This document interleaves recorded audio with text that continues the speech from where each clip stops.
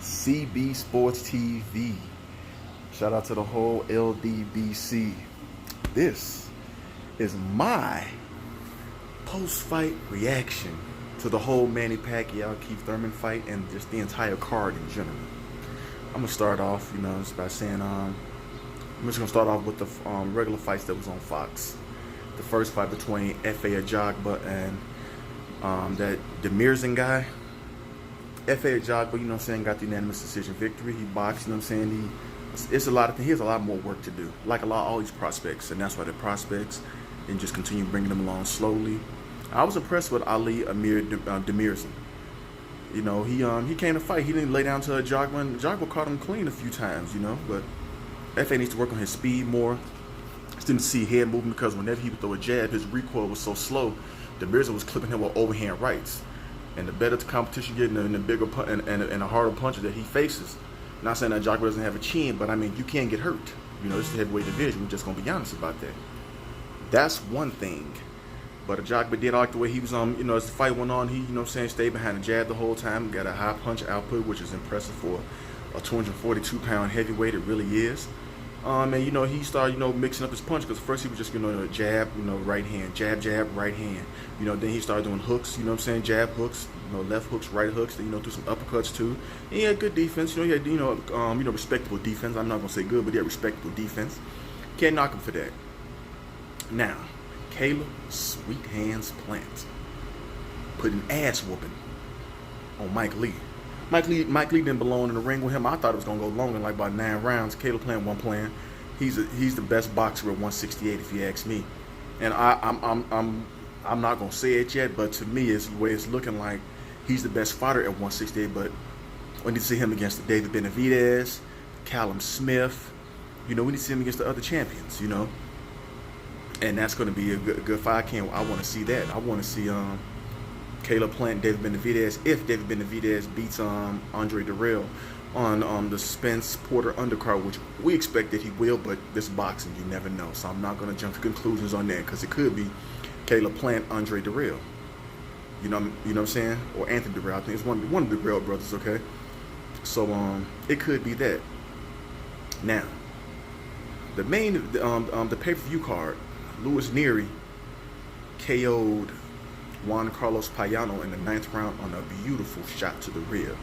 But Luis Nery was looking sluggish to me. He needs to. It's things he needs to work on. He needs to, get back behind the jab and let that set it up. And get back to what you do. You walk people down. You're a heavy-handed fighter. You're 11 straight knockout. You walk. He was looking for that one shot at the beginning of the fight, and I had him down. I'm just gonna tell you the truth. I had Luis Nery down to Payano. Payano was coming in, throwing combos. He working behind his jab. He was aggressive, When Nery touched him, he knew he felt it, but he still fought his ass off, and he still did damn good. Can't knock the man for that. I respect that. Then, but Nery got him out there with a beautiful rib shot. I saw what happened, and that delay reaction, it killed him. He crumbled. I saw his face balled up. I said, he's not getting up. And it was very good.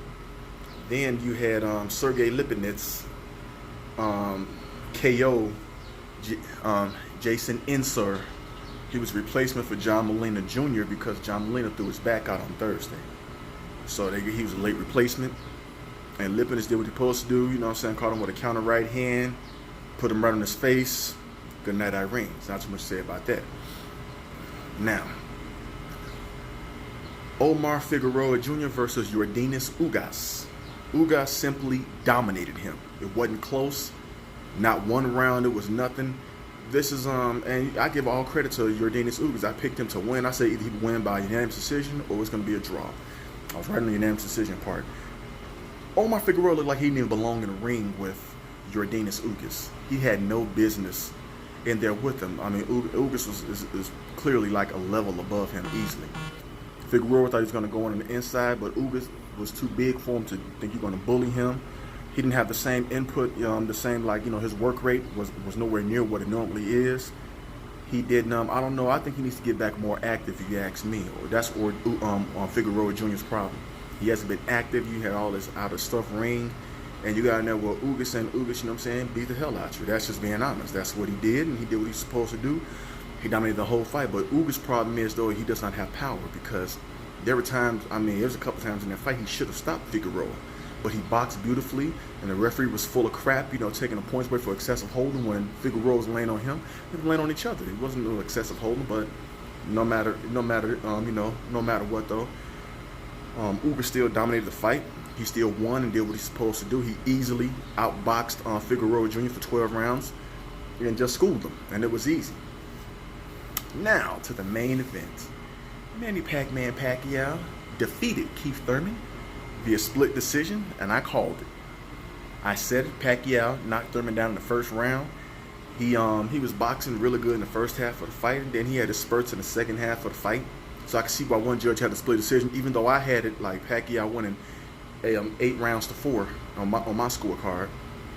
He got an extra point for the knockdown, of course, the 10-8 round, the first round. Keith Thurman, the first half of the fight, didn't do nothing. He was, a 40-year-old man hurt you to the body. Manny Pacquiao, Keith Thurman took his mouthpiece out in the 10th round. He got hit with a body shot, trying to act like it was a head, but nah, he hit him in the right spot, and Pacquiao was, and had the man running. Keith Thurman ought to be ashamed of himself, but Keith Thurman showed his true colors. He is not, he's not committed to boxing. He's ready to, cash out. I know he said after the fight that he wanted a rematch with Pacquiao. That's only to cash out, and he be done with boxing. Keith Thurman is done with boxing. I'm telling y'all this right now, which a lot of people can see. That's why he took 2 years off. He's done with boxing. He don't want it no more. He's not an elite heavyweight. Welterweight. I'm sorry. He's not an elite welterweight. He's just not. The man, does not take boxing serious. He's not committed to his craft. He's not hungry. He's admitted that on plenty of occasions. Pacquiao was outboxing, was the faster fighter, which we knew.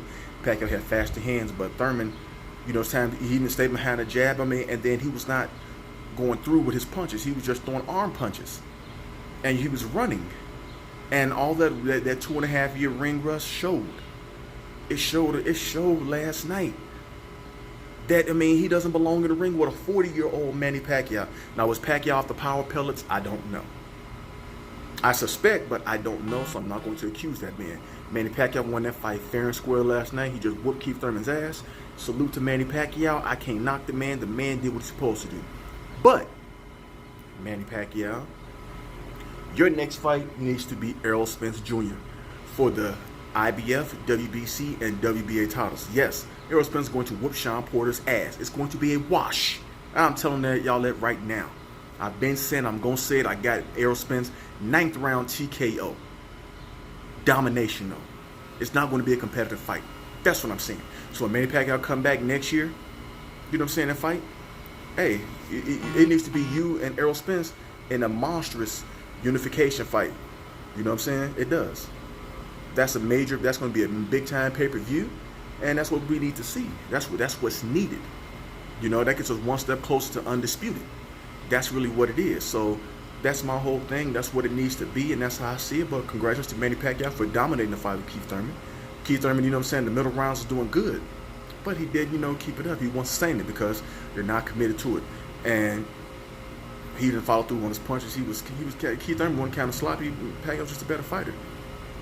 But Keith Thurman, it's just like, no. He didn't have it, he just didn't. Like, Errol Spence would have killed him last night. Errol Spence would have walked Keith Thurman. But that's my analysis on it. Y'all let me know what y'all think. CB Sports TV, shout out to the LDBC.